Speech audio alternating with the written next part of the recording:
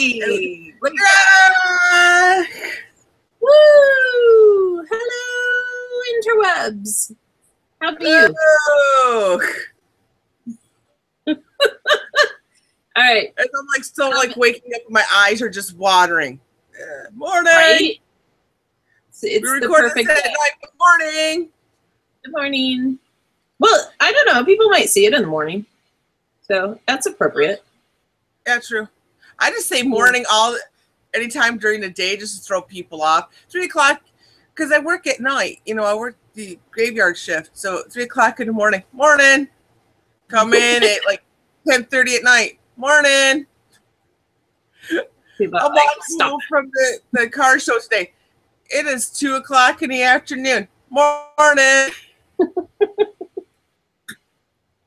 It's morning somewhere. Exactly. It might be morning to certain people because not everybody has the same time schedule.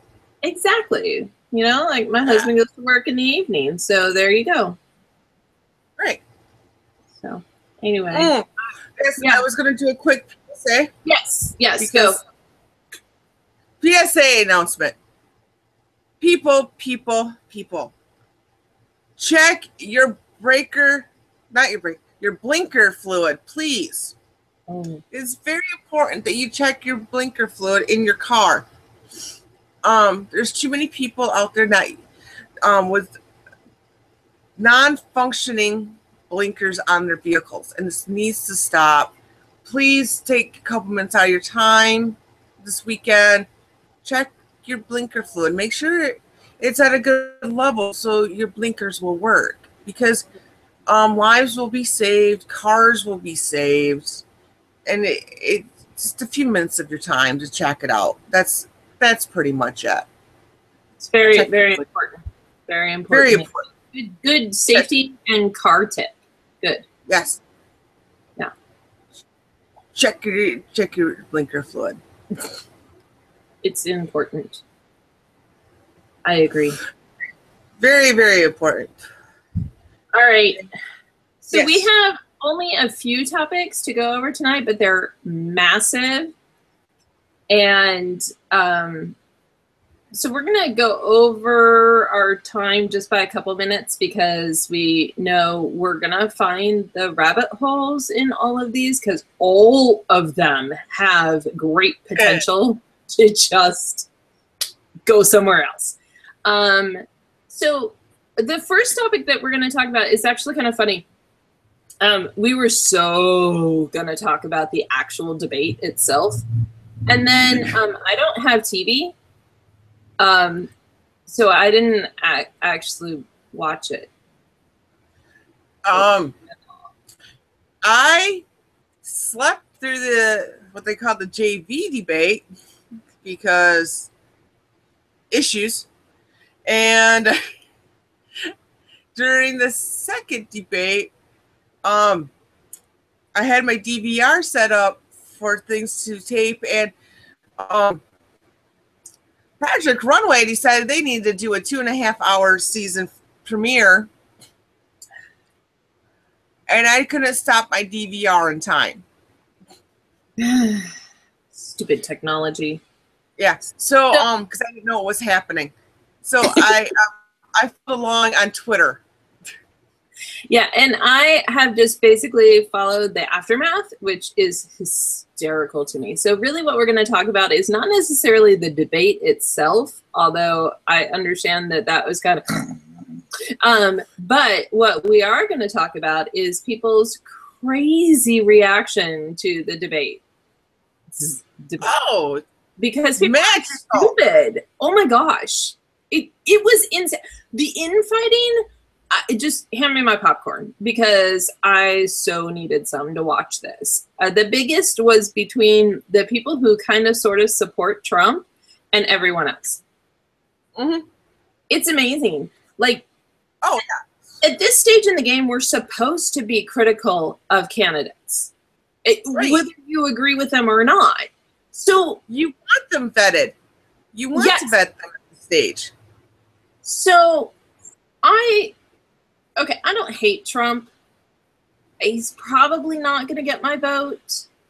if he makes it that far. But he has a knack of being able to bring up subjects that nobody else brings up. And he does it in such a way that manages to piss everybody off. Like, it's incredible.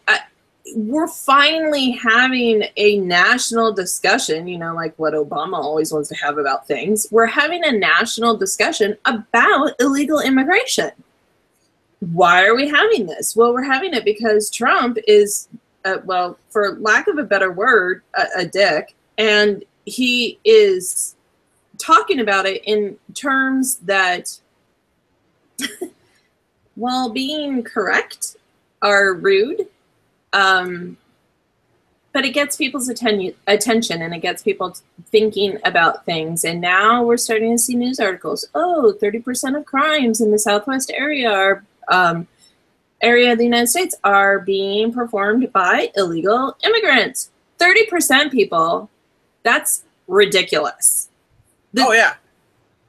I'm sure they don't make up 30% of the population, so let's do the math. I mean, like, even Joe Biden can figure that one out. So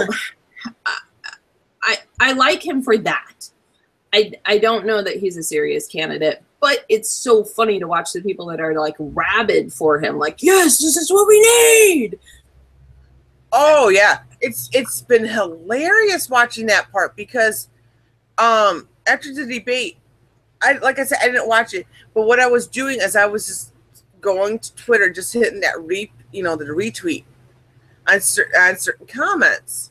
Mm-hmm. And I have friends that are completely head over heels for Trump, want him to be president, and I have other ones that are like, no. One of my favorite comments where somebody made the comment, we've already had a narcissist in the office for the last 6 years. Do you want to repeat this again? Right. You know, and basically a lot of people are like, Trump is basically Obama, just, you know, more outspoken. And in a way, yeah, I could see what they're going at because they are both very narcissistic. They both are very thin-skinned. The thing is, I like part of what Trump is saying, like you said, the discussions that we're now having because of the belly flopping he's doing is great. I'm glad we're finally getting there. But do I really want him as my president? Oh, hails to the nah. I really don't. He would be great in a boardroom. He might be great in certain negotiations, but he isn't what I want to represent America.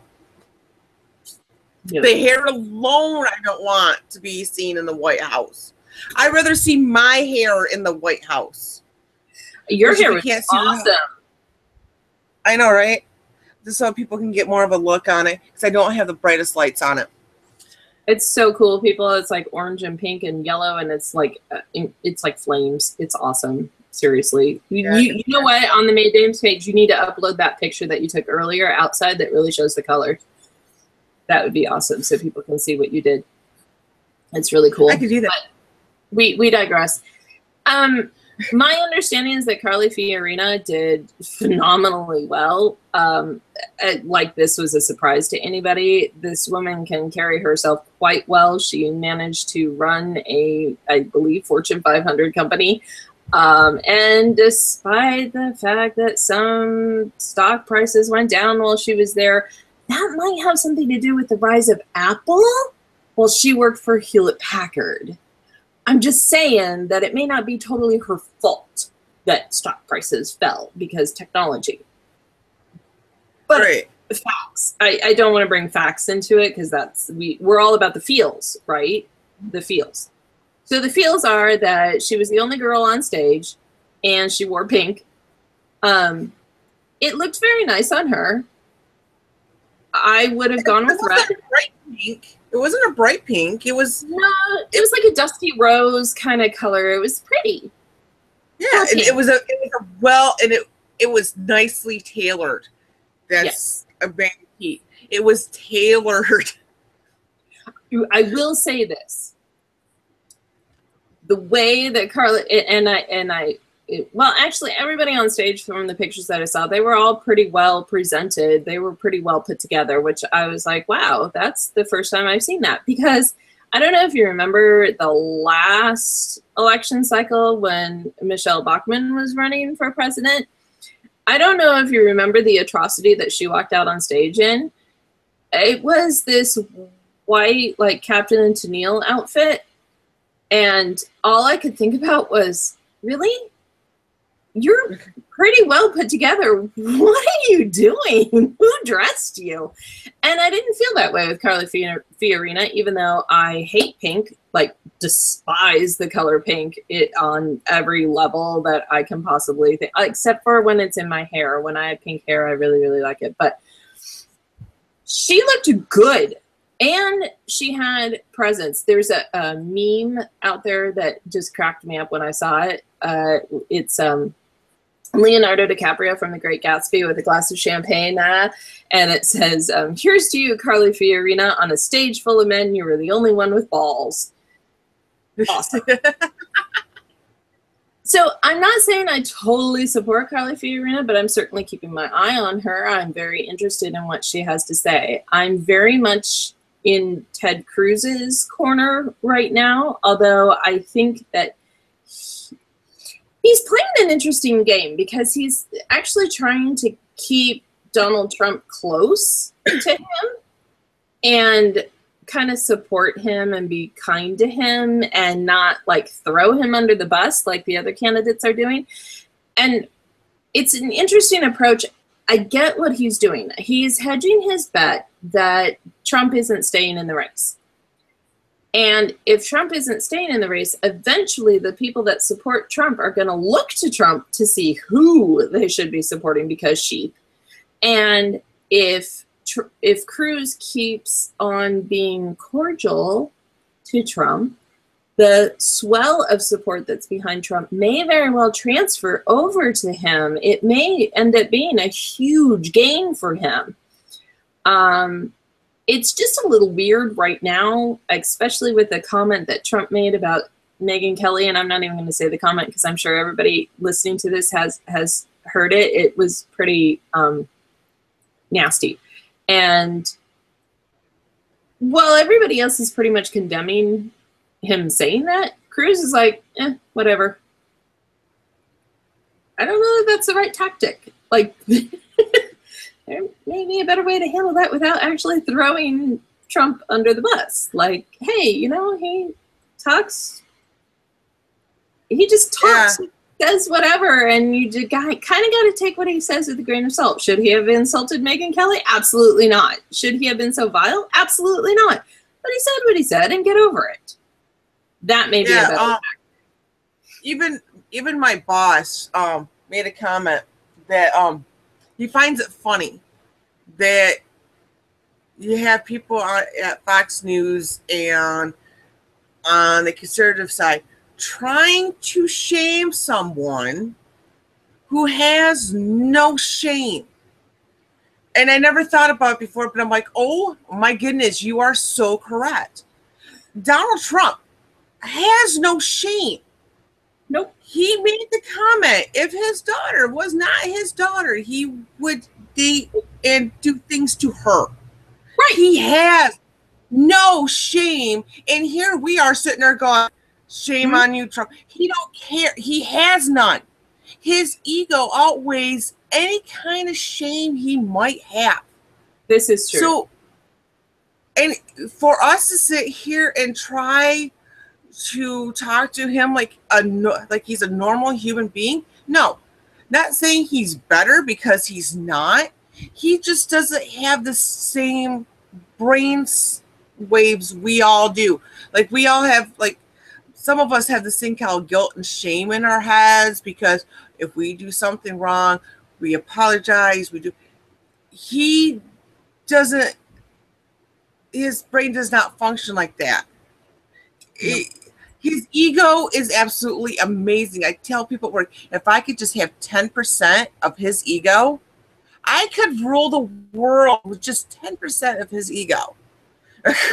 He is truly incredible. Although I have to say, I got to give him some props because this made me giggle so hard. So you know how he gave out Lindsey Graham's phone number, and Lindsey Graham made that stupid little video about destroying his cell phone, whatever, and that was kind of funny. But Gawker got a hold of one of Donald Trump's cell phone numbers, and they published it. Okay, fine. Instead of going all girlified on it or like getting angry about it, this man, Donald Trump, just went to that phone and changed the voicemail. And then he didn't answer it. He would just let it go to voicemail. And the voicemail was, "Hi, I'm Donald Trump. I'm running for president. If you would like to support me, go to my website. This is how you can donate to my campaign. This is how you can do this." And I was like, that's freaking brilliant. And that is what Lindsey Graham should have done. Right. But Didn't. Lindsey Graham needs to go. I've learned anything in the last years. I never paid attention to him because he's not my senator, so I never really paid much attention to him. It wasn't until CPAC a few years ago that I was forced to start paying attention to him because somebody made a joke about I remember that. Yes. Oh, it was so bad.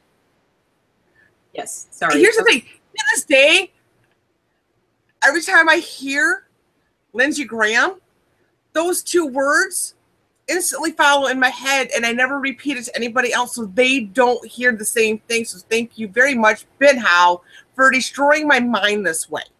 Yes. And for the viewers, if you weren't there, I'm not repeating it because you don't need to go. Not repeat it. You don't need that damage in your head. Really, let us take that bullet for you. Yes, yes. But he needs to go. He hasn't done anything. He is one of the most worthless congressmen out there. Congressman, state senator, the same thing in my head. Yeah. During Congress. He's worthless. He doesn't do a thing.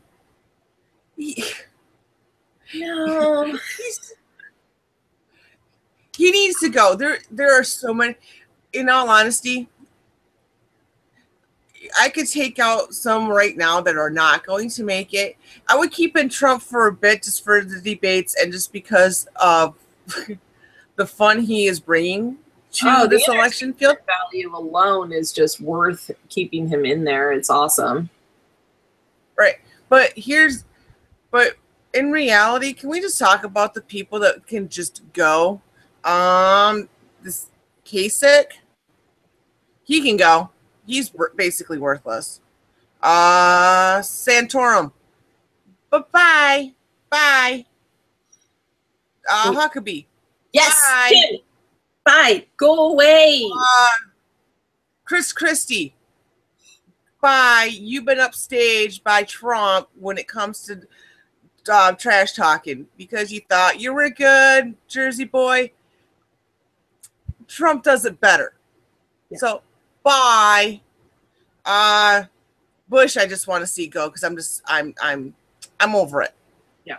No more Bushes, no more Clintons. Stop. I've never been a good thing with political destiny, dynasties. Stop. Just stop. It is not needed. More than that, it's not wanted. Yeah. So who else is left? There's a few other ones, but those are like the big ones. Yeah. If we can get rid of those, then when it comes to these debates where only the top 10 can be there, I think we would we could hear better. I know Carson didn't really show up Thursday night. I heard comments that here's what I'm feeling on Ben Carson. I like the guy.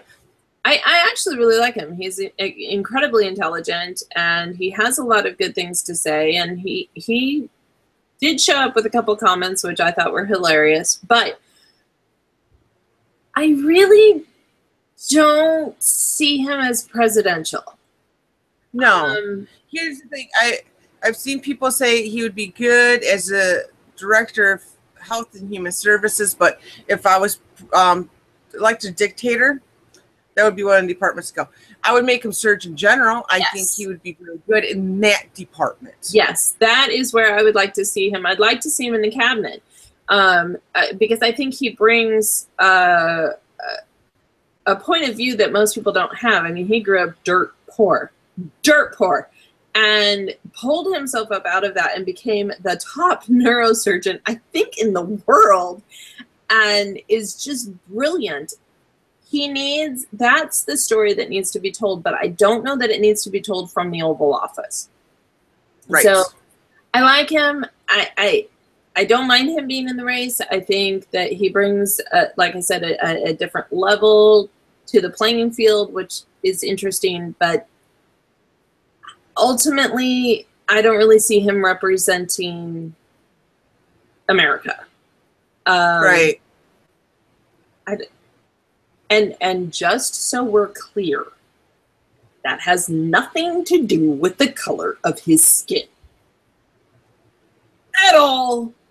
Period. I don't care. He has a skin color? He does have a skin color. It's darker than mine, but that's not hard to do. Kind of porcelain.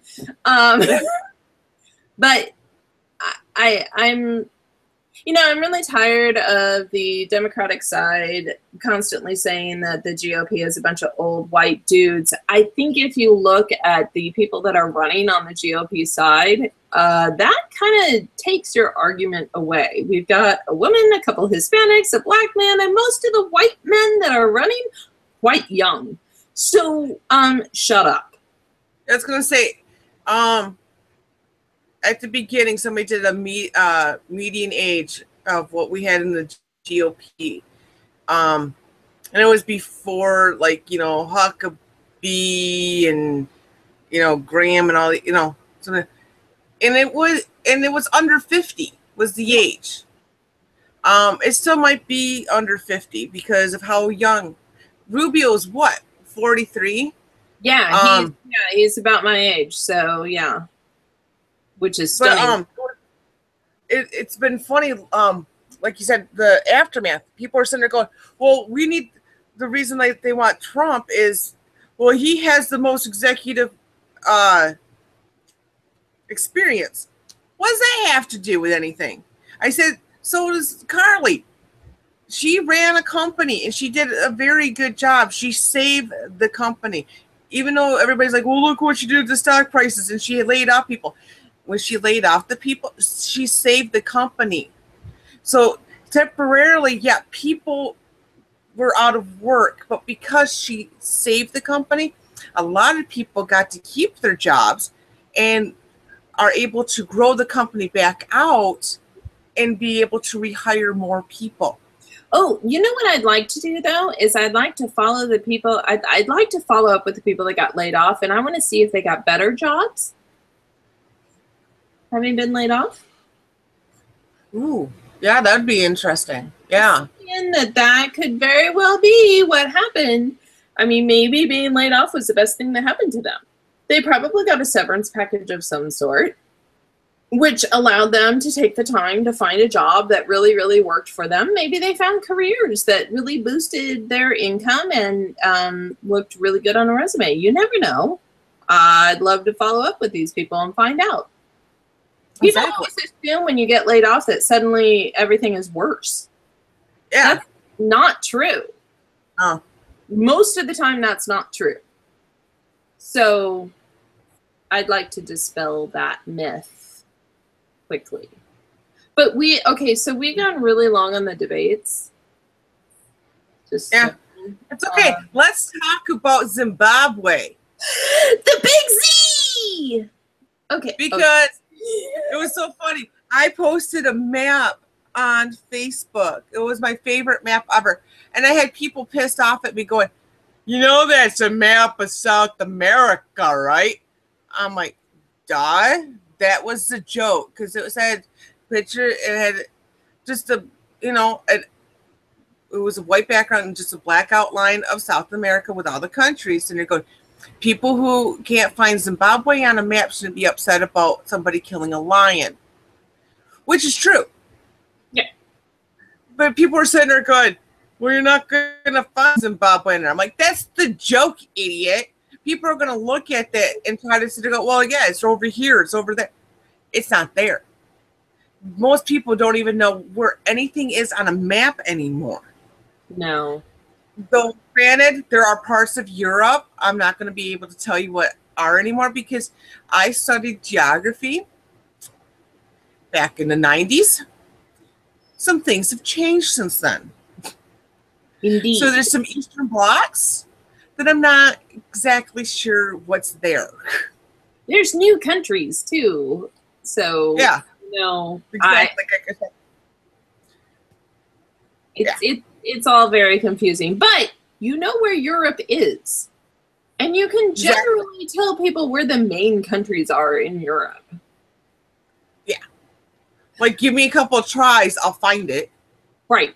Now, Africa, I'm not going to lie. If you ask me where certain countries are, I'm be like, on the continent of Africa. That is all I can tell you. I don't know if they're coastal or inland. I don't know. And to be honest, Zimbabwe, I still am confused exactly. I think it's on the eastern side of Africa, and it's landlocked. I do know that. But I have not paid close enough attention to tell you where it is. I know it's not in South America. So there's that. But this whole, okay, so Cecil the Lion. I have a question for everybody out there that's all in an uproar about Cecil the Lion. Are you upset about the lions that have been hunted that don't have names? Right. Because that's my big thing. I'm like, the only reason people even knew that this lion was shot is because he happened to be tracked by Oxford. Yeah. That's the only reason. And they're sitting there going, well, he was a local favorite, and and then he started talking to the locals, and the locals are like, Cecil who? Right. We don't know Cecil. No idea. That's the thing that's so hilarious is that Zimbabweans are like, why are you so upset? We don't like lions. Lions are a source of terror and fear. They kill humans. Yay! Right. Cecil just so everybody knows, Zimbabwe. Just so everybody knows, Zimbabwe is in the southern region of Africa. Oh, see, there you go. I was wrong. Mark it down on your calendars. I'm not usually wrong. Just kidding. I'm wrong frequently. It's just prove it. But yeah, this dentist, like, oh my gosh, he's lost his life is ruined. Yeah, he paid $55,000. I heard a report numerous times that is like 10% of Zimbabwe's GDP. One man paid 10% of Zimbabwe's GDP to go hunting. Now that is on top of what he paid to get there, what he paid to be part of this big game hunting like club. I don't know what those dues are, but they've kicked him out. I don't know. I think that's dumb, but whatever. So I would imagine all told, he's paid probably close to $70,000 to be able to do this big game hunt. Now, if it comes down to that they did actually lure this lion off of an area where it couldn't be hunted, specifically to an area where it could be hunted, and then was hunted, all right, I can get behind that. That would be a problem. Because then now you're not staying within the rules of big game hunting, okay? However, I leave that to the guides. The guides should know that this is property that's okay, this is property that's not okay, and that it's up to them to guide you, seen as their guides, to where you're supposed to be and what you can be hunting. That appears to not have happened, which is unfortunate. And I feel bad for the dentist because he put his trust in the people that were leading him And they seem to have swatted that to the ground and said, no, screw you, we're going to do it our way. And if you get in trouble, that's your fault. Right. So that aspect of it, whether the lion had a name or not, that aspect of it, I have problems with. But the only reason that we know about this, the only reason that we know about this dentist is because this particular lion had a name. Yeah. And I'm kind of over it because I think it was last year. I think it was last year in June. A cheerleader from down south, I want to say Texas, because Texas, yeah. Mm-hmm. She went over, she shot a lion, and then she donated the meat to the local village, which is what you're supposed to do. As part of the rules of doing big game hunts in Africa, is that you are able to shoot it, and you get to keep probably like the head or whatever, for taxidermy purposes. Like you get to keep like the skin part, yeah, for for that. Which, all right, I understand, because that's basically your trophy, but you have to donate the meat to a local village. I don't see a problem with that, and I know she got a lot of fun. I don't know if the dentist. I heard the dentist left the carcass and really didn't donate it, so I'm upset with that. Yeah, but that's a deal. Yeah, but she did what she was supposed to do. She donated the meat. Now everybody's like all upset. Oh, the poor animal, the poor animal. Okay, by this poor animal dying. Now I don't know if people know this or not. In Africa, certain lot of places in Africa, they don't have a thing called Whole Foods. They do not have a Piggly Wiggly. They don't have a meat market that you can just go to and get steak.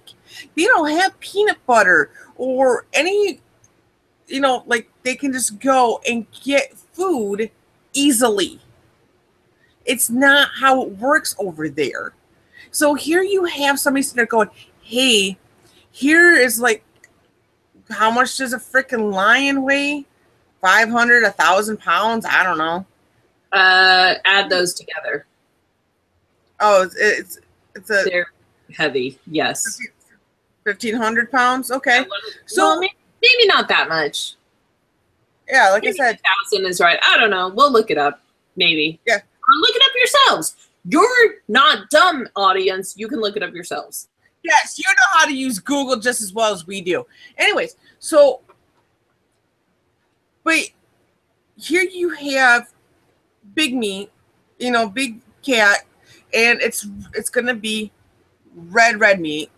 That is going to feed this village and give them some of the nutrients that they're going to be, that they lack. But no, don't care about the hundreds of people that are going to be in that village for their nutrition. No, we have to worry about the poor little cat. He's so defenseless. He doesn't have big claws or big teeth at all. We have to worry about that. Now, I understand. Yeah, I'm going to say right now, I love big cats. I love them. I think they're amazing. I actually had an opportunity to almost got to pet a lion. Oh, no, sorry, a tiger. But circumstances being what they were, they had to let me do it in secret. And fortunately, where we were, it couldn't happen in secret. And then when time came to being able to let me do it in secret, it was feeding time. And they're like, no, you're not going in the cage because you'll be dinner. So I didn't get to pet the lion. I did get to pet an ocelot, though. That was cool. But I love these cats. I love them. I think they're beautiful. Every time I go to a zoo and I see one, it's like you can't tear me away from them. But I also love humans, probably more than I love the cats. And I like that they get to eat. That's just me. Call me crazy. But I think that it's important that people eat, because by eating you stay alive. And I think being alive is important. Yeah, which is a great segue into the next subject, because it's a terrible segue in that it's perfect. Yeah.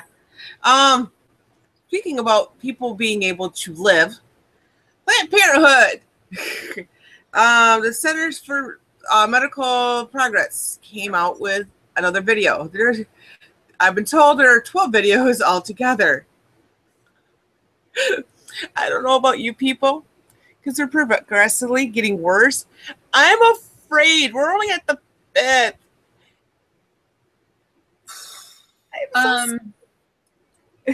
You have a right to be scared. Now, I have a feeling that Hannibal Lecter is going to show up in like the 8th or the 9th video. That's how bad they're starting to get. Like, he's going to sit down at a table with the parts that can't be used. Okay,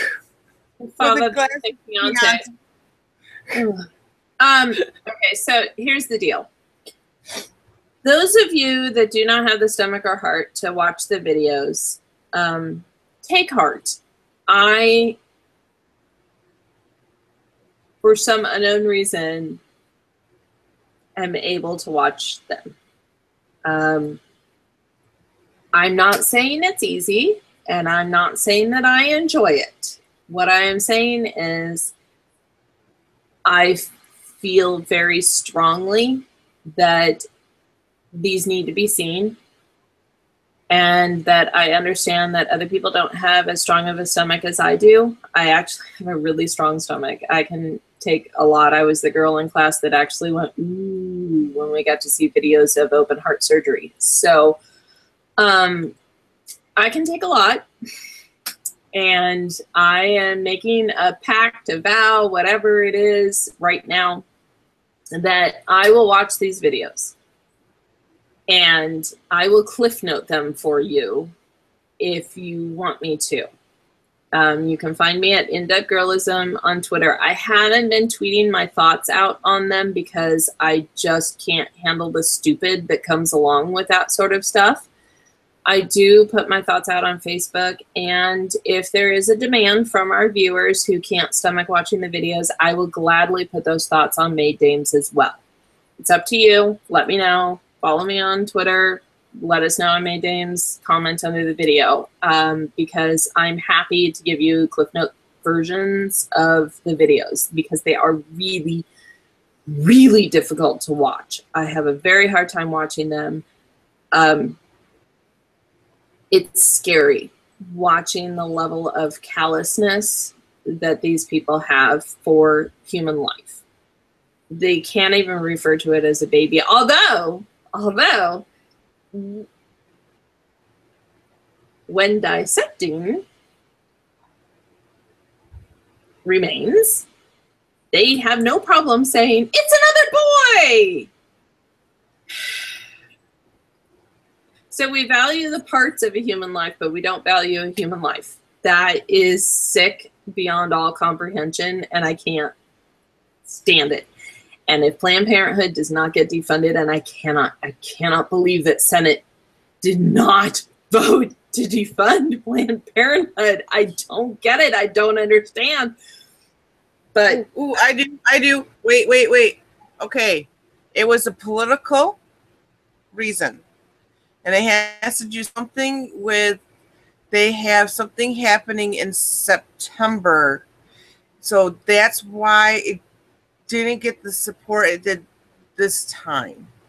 Because there's people that want to defund it that voted against the defunding this time around, because they're going to bring it up next month. That's something.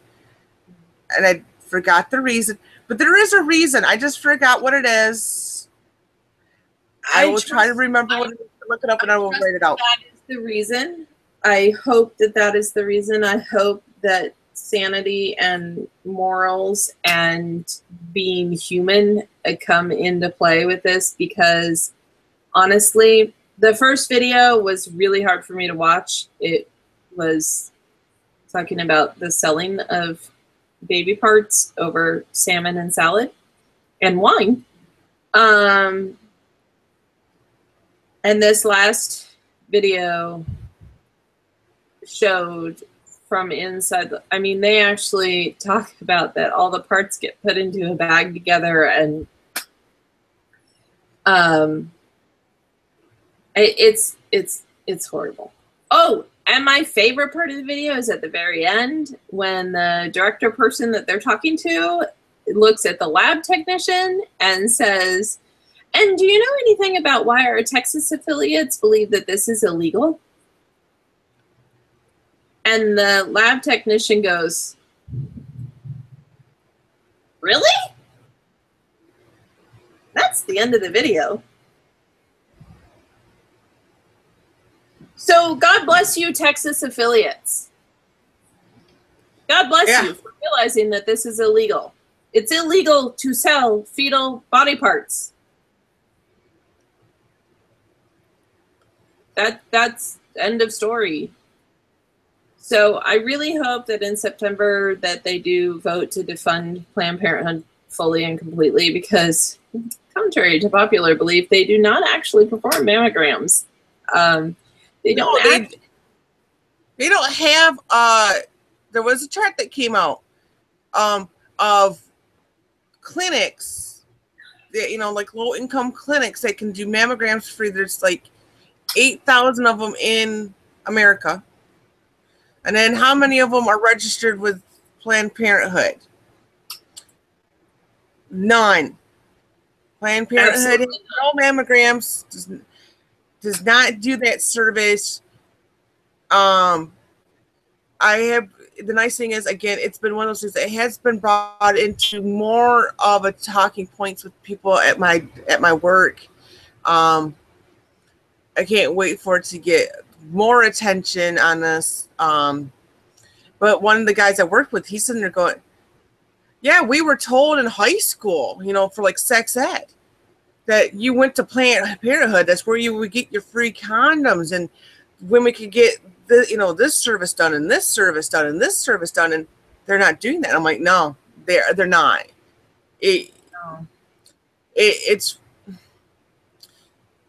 I'm like trying to remember the phrase, and I can't remember the phrase I'm thinking of. But it's basically kind of like a storefront where on the outside it says all these beautiful things that, you know, we do this, and then you open up the door and you get past that lobby area, and then you go in the back and it's something completely different. It's like a horror show. I've seen gore movies that are less gory and less horrifying than what goes on in these things. And the fact that people are still supporting it. Oh, I wish I could find this tweet and I can't. Sarah Silverman. She so vile. She put a tweet out there. She's like, "Well, yeah, the babies are getting aborted. Might as well use their baby parts." Ben Shapiro tweeted back, because they're both Jews. But Ben's a practicing one. She only has the heritage, and he put out there, "Well, you know, Nazis were killing Jews, so might as well use their skins as lampshades." I'm like, oh, that Godwin's law has been used the best in the past weeks. Normally I don't like doing Godwin's law, and if you don't know what Godwin's law is, it's when you enact Hitler or the Nazis into any argument to prove your point. And a lot of times it's a stupid ending. To compare Planned Parenthood with the Nazis is a fair comparison, because they're basically doing the same thing. It's eugenics. They're trying to weed out the undesirable. If you look to see where Planned Parenthood clinics are, I can guarantee you they're not in Beverly Hills. They're not in the good places in Miami. They're not in the $500,000 plus neighborhoods. They're not even mainly in the upper middle class neighborhoods. They're going to be in what people call the ghetto, or where the poor people live. And not even all just the poor people. There's certain poor people they are targeting. I recommend, if you want to argue with me, look and see where all the clinics are. And go neighborhood by neighborhood, see who lives there and what their income is. And then come back to me with a response. I had somebody respond to me on Twitter. I said, because L.A. Dowd was making an argument, and it was like 9 o'clock in the morning. I said, hey, when you get a response on this, tag me because I would like to see it because I'm going to bed. 15 minutes later, somebody's like, well, you don't have to wait. It's right here. I'm like, what part of that? I'm going to bed. Did you not see? I woke up to 71 notifications on that. And all her thing was Planned Parenthood offers things that that the government doesn't. Do you know where this funding is coming from? And their whole thing was birth control. And it's like, do you know there are a lot of forms of birth control that are cheap and are widely available anywhere you don't need the government help. My favorite form of birth control is called the aspirin method. And that's where you take a little pill of aspirin and you put it between your knees and and if it falls to the floor, well, you get another one and put it between your knees and hold it there. Yeah. It's amazing. It's an amazing method. Well. Yeah. I highly recommend it. You walk funny, but I'd rather walk funny because of that than others. So here's a funny story. Yeah, funny story. Yeah, for those of you that want to believe that condoms are this like end all and be all for protection, while they may work really, really well to prevent STDs, and I believe that they do because it's basically a barrier and that's awesome. What they don't do very well is prevent pregnancies. Now, granted, my case is anecdotal, but I have 3 children. 2 of them, I'm almost certain, were conceived while using condoms. 2 out of 3. That's right. At least one of my brothers was conceived on birth control. Mm-hmm. I'd like to put that out there because every once in a while I have little teenage girls come, well, I'm on birth control. I'm not going to get pregnant. I'm like, can you go tell that to my brother?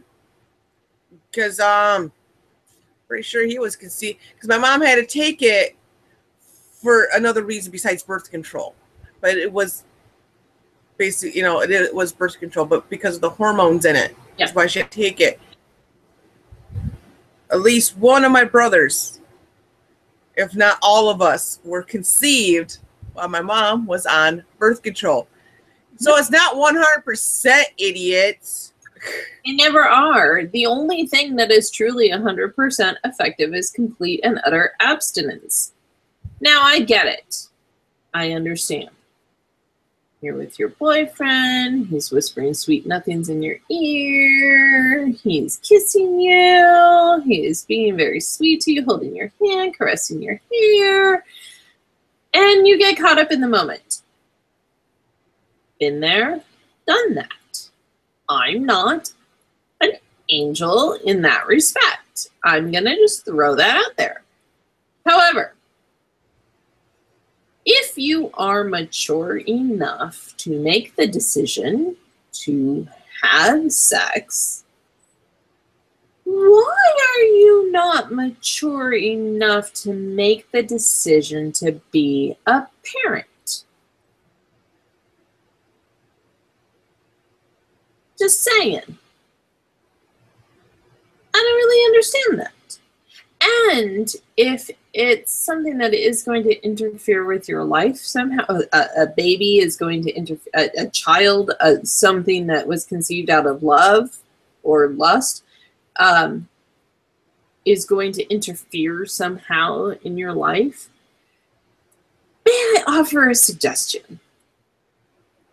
Instead of ending that life that, by the way, has its own DNA, so actually is a separate life than yours. So how you can say that the mother has the right to decide to kill something that has a completely separate DNA. At what point does that stop? But that's a slippery slope that we'll talk about another day. Adoption. I'll just put that out there. There's lots of couples that can't conceive that would love a bundle of joy. And you're not allowing them to have that. Maybe you should. Selfish bastard. It really is very selfish. It is, I believe wholeheartedly, with every fiber of my being, that abortion is the most selfish act you can do. Because it has nothing to do with that child. It has everything to do with your own comfort. Right. So you're killing a child for your own needs, wants, and desires. Okay. Hope you're comfortable with that decision. You probably won't be. You'll probably need psychiatric care at some point in time over it. And it will probably haunt you for the rest of your life. But by all means, make that decision. Or, you know, and when you make that decision, here's the other thing that I'm loving about the Planned Parenthood thing is they're talking about how all these mothers have signed away, have given consent to having their babies' parts be donated. Prove it. Show me. Show me that you have consent, written consent from all these mothers. Not that that makes it any better, but I would very much like to see this written, legal consent. Pretty sure you're not going to have it. Going out on a limb. But yeah, that's Planned Parenthood in a nutshell. So again, if you want cliff notes on it, if you just don't have the stomach to watch the videos, please by all means let us know here at May Dames. I'll put you on some sort of list and I'll make sure that I get you the cliff notes because I am capable of watching the videos. I know a lot of my friends are not, and they do rely on me to be able to give them the cliff notes. I am honest, I am brutal, and I will leave out the gory details, but I will tell you exactly what these videos show. And when available, I watch the entirety of the videos, not just the 8 minutes edited. The first video, I actually did watch the entire 3 hours. Woo, was that hard because context didn't make it better. But at any time that I have access to the full videos, I do actually watch them. So instead of watching Netflix, I'm watching those. Awesome. So let me know, hit me up. I'll help you out. Talking about disgusting things, Debbie Wasserman Schultz. Oh my Lord. Oh, I love Poodle Head. Oh, bring on the poodle. So DWS is interesting. For those of you that don't know, she leads the Democratic National whatever, blah, blah, blah. Anyway, so she's the lead of the Democrats. Which I don't really understand how she got that position because she's kind of an idiot. But she went on, who is it? Chris? No. But, was Chris Matthews. It was Mr. Tingle's show. And the thing that I love about Chris Matthews is that while he is totally in the pocket of the Dems, he definitely doesn't have a problem with pushing them to their limit. And one of the things that he did with Debbie Wasserman Schultz, which I thought was brilliant, was he actually asked the question, so what's the difference between a socialist and a Democrat? Now, you would think that that would be an easy question to answer. There would be striking differences. You know, socialist believes in, that the government has ultimate power and that everybody needs to be the same and all is, one kind of deodorant, one kind of whatever, everybody lives in the same kind of housing, blah, blah, blah. Socialism. Awesome. Look it up. Here's the thing. She couldn't or wouldn't answer the question. That's amazing. How do you? Balls. It's unbelievable. How do you, as the leader of all the Democrats, not be able to defend your party against socialism? I mean, I would think that you would want to absolutely swat that to the ground and say, no, that is not who we are. We believe in whatever the heck they believe in. I don't even know what they believe in. But apparently it's socialism because she couldn't answer the freaking question. That's amazing. That's amazing. Your thoughts? It is. When I woke up to the story, I'm like, what the heck? Because I was trying to figure out what it was about. And then it was super Mexican. A lot of this guy. If you follow one person on Twitter, you need to follow Super Mexican. He spells his name with O's. He's amazing. Follow him. He really is Mexican, even though he kind of is kind of like anonymous because he doesn't go out in public. But he really is Mexican. So everybody knows. But he has a way of bringing the story to life and making some of the best snarky comments about it. How she couldn't even BS an answer. How do you get to that kind of position and not come up with some line of BS? I'm a factory worker and I have learned to BS on the fly.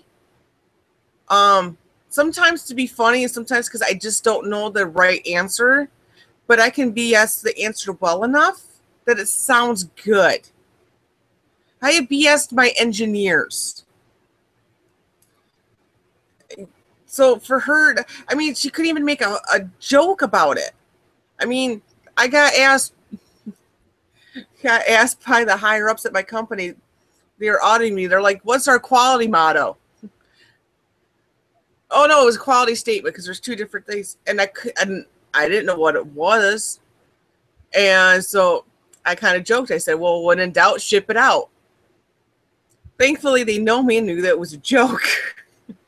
Right? But I saw the look on the quality that had a quality space when I said that. And I'm like, just kind of joked. I said, in all honesty, I don't remember what it is. I just know what the motto is. I don't know what the statement is. And they told me, I'm like, okay, I'll remember. But it was the fact that I said quickly enough and BS'd it enough that it diffused the situation. For the sad fact that we have people that can't even do that well enough, in our government. Because if I remember right, she's still an elected official from Florida. Saddens me. To no end does it sadden me, people. Here's the thing. The reason that she was asked the question, in case our viewers are not informed, and I know that you are because you guys are smart because you watch us. The reason that she was asked the question is because Bernie Sanders is running for president. Now, if you don't know Bernie Sanders, you should probably look him up because he is an avowed socialist. And that is why the question was asked. Can you tell us the difference between a socialist and a Democrat? Because Bernie Sanders is running for the Democratic ticket to be president. And he's got a really strong following. Oh, like you wouldn't believe. I'm going with Sanders Trump 2016. Oh my gosh. For everybody that's still watching us, go to Twitter and start following Project Pandemonium. Trust me, you'll love it. I know the people running it. You'll love it. It's Project Pandemonium. And also, if you haven't watched the movie Idiocracy, I highly recommend it because that is exactly where we're headed, is Idiocracy. It's ridiculous on every level. A Trump-Sanders face-off is just the beginning. Oh, no. I want them on a ticket together. They're the winning ticket. Oof. That's scary. Dude, I don't like how your brain works. That's terrifying. It wasn't me that came up with this. It's not me that came up with it. Oh, shoot. It was somebody else. And it's like we're just trying to get this ticket together. Sanders Trump. That would be interesting. That a socialist working with a businessman. And not just any businessman, the Donald. But they both have great hair. They really do, though. They do. They have awesome hair. It's pretty But nice. we are at the end of our time. We really are. We almost went over like a lot, and it could have happened because, as you can tell, and you know what's scary is we didn't really find a rabbit hole. No, not really. That's terrifying that we went long without finding that. Anyway, as I said before, you can find me on In-Depth Girlism on Twitter. You can tag us at May Dames. If you know who I really am, you can tag me on Facebook. And that's about it. And I finally got this thing to work. I'm so excited. Yay! You can find me at Beautifly Wings. Or if you just type in Pope Sparkles on the Googles, pretty sure you could find my other accounts there too. So, till next time. Bye! Bye!